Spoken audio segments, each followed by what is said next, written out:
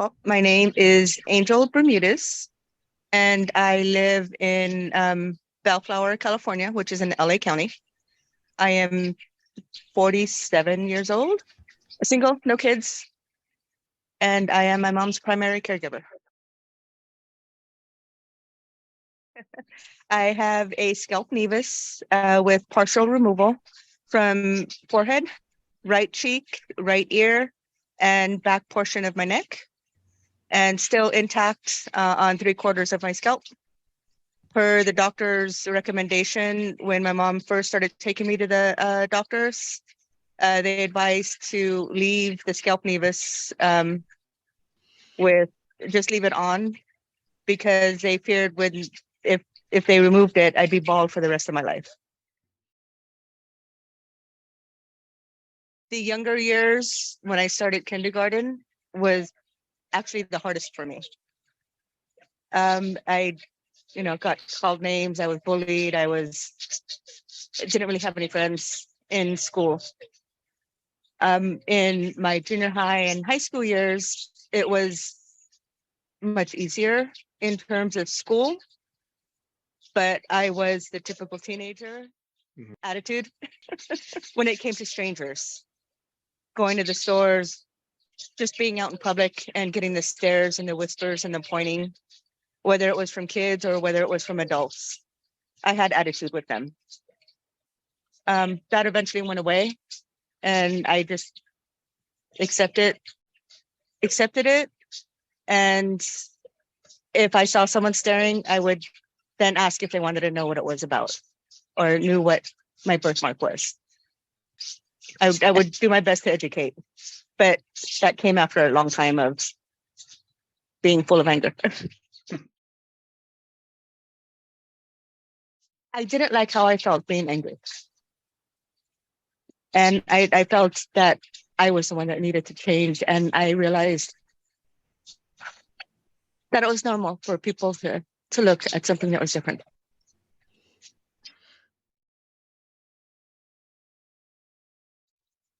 I actually can't really think of anything outside of when I did make friends. Once they knew about it and knew that it wasn't contagious. And then some friends who would defend me when there were bullies around. I think the first one was in elementary school, maybe third or fourth grade. So that was the first. And then I definitely got more in middle school. So, and I think in the teenage years, in the high school years, that was vital. I am very consistent with my feelings with my nevus. I don't want it removed. It kind of makes me who I am today, and I'm okay with it. I'm okay with the partial removal, and I'm okay with what I still have on me. And it doesn't define me, but it defines me. It's built my character. It's helped me, and it helps me weed out people.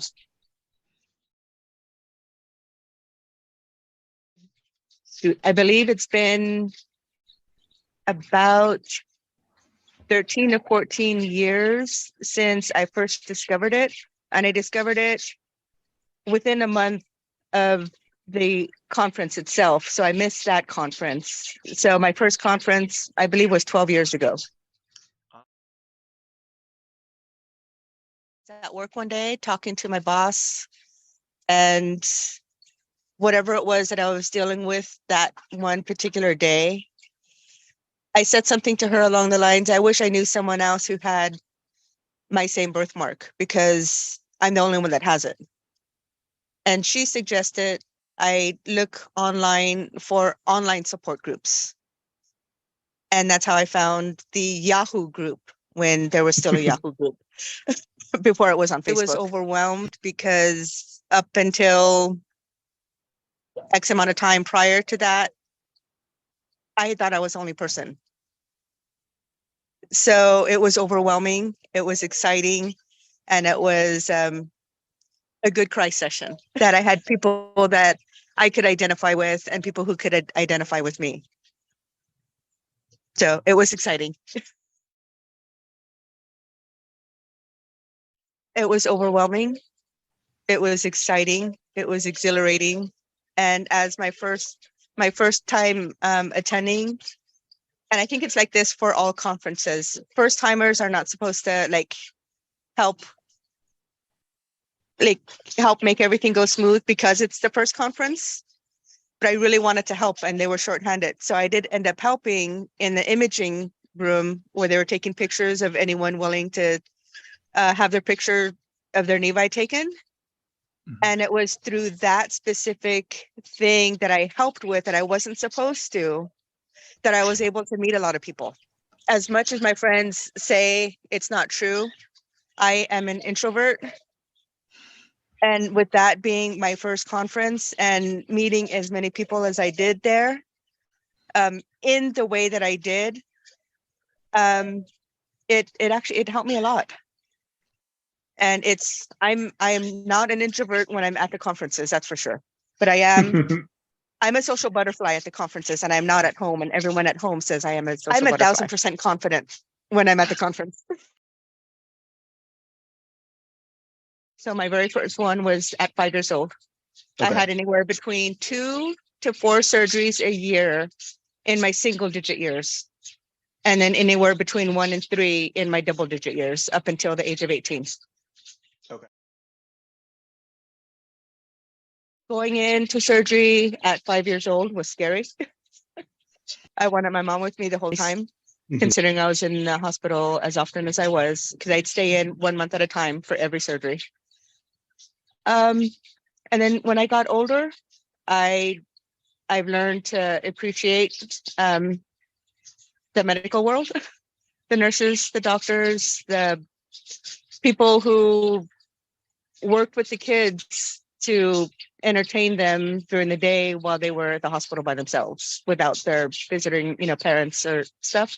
It's a better understanding and a more, I think, compassion as a result. And then when I got older, I was fine and I learned to ask more questions. As a child, I just wanted the pain to be gone and I wanted the bandages to go away and I wanted the stitches to heal so I could go outside and play. So that as a child, as a teen, I just took everything as a matter of fact.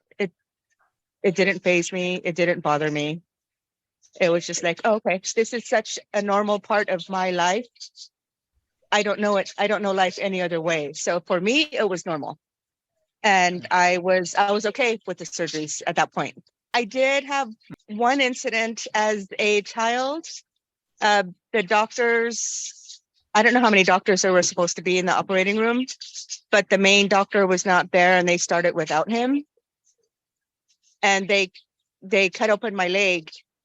And so now I have stitches on the front part of my leg, like the upper thigh area. And I didn't know until I was a teenager and this happened when I was a child, one of my first surgeries. They were never supposed to open up my leg. So I have a scar on my leg of stitches that was never supposed to be there. I couldn't understand because the scar to me looked fine. So I couldn't understand what mistake they made. And then I found out it wasn't supposed to be there at all. Not that I have a lesion on my brain that causes seizures. And I've had seizures pretty much my whole life, but I didn't know that's what was happening because they're not the convulsing type. I forget things. I space out. I've driven 2 miles and don't remember driving. So, and then I forget where I'm at. I forget where I'm at in very common places that I know. And I don't know how to get home. Going to a neurologist, this was maybe 6 years ago or so.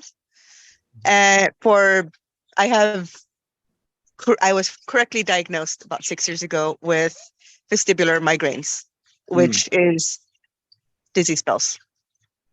I've had dizzy spells since I was a preteen. So I was going to get diagnosed. I was going to find out what the cause was. I've always been diagnosed incorrectly by ERs, by different doctors, and I finally got diagnosed the correct way 6 years ago.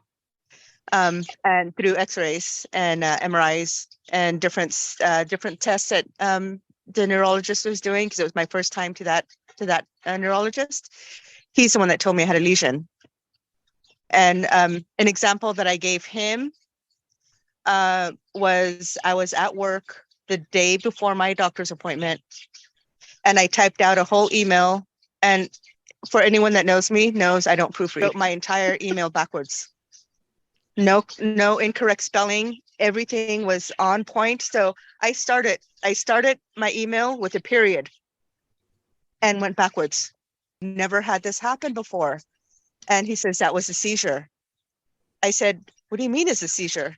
He says, there's not only convulsing seizures, there's other types as well. And I Googled it. I'm like, oh my gosh, I've had these my whole life, and I didn't know that's what was happening. Whether it's directly related to the nevus, medically speaking, I don't know, but in my mind, it does, because I know people within our group that have lesions. I started wearing wigs about, was it 10 years ago? 2013. 2013 is when I had a biopsy and they had to shave off like an orange size section. About 2 years ago, give or take, I just let it start growing back, and I no longer wear wigs. The thinking process was they're expensive. Pros and cons. Pros and cons to the wig. Cons, expensive. 2, because the nevus doesn't have the sweat glands. I'm constantly hot. And the pros, it gave me different looks, and I had people not recognizing me, which could be fun. Mainly, I really just wanted my hair back. I think I would tell my younger self to not be so angry because people are just curious, and like I said earlier, it's normal for people to look at us because we are physically different. We physically look different. So it's just curiosity. So I would tell myself that child or that adult is just curious. Now, if they're being a jerk, that's a different story. But overall, don't be as angry is what I would tell myself. And be open and accepting as I want to be. I would tell myself, treat others as I would want to be treated. Non-judgmental.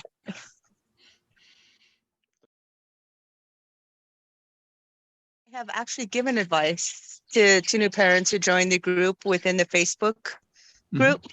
They introduce themselves, introduce their newborn. And my advice to them was just to love on their child as much as they can. Let their child know that they are loved and they are accepted. And when the time comes for them to start school, which would obviously be years down the line because they're newborns, let the school know. Hand them pamphlets and talk to the teacher, talk to the principal to let them know the child's birthmark, again, is not contagious. There's nothing wrong outside of maybe needing a little bit more rest or staying out of the sun as much because we overheat. Sure, they're surrounding their child with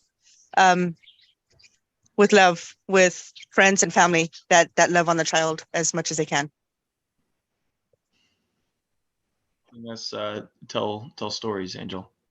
Of course. Thank you for considering me.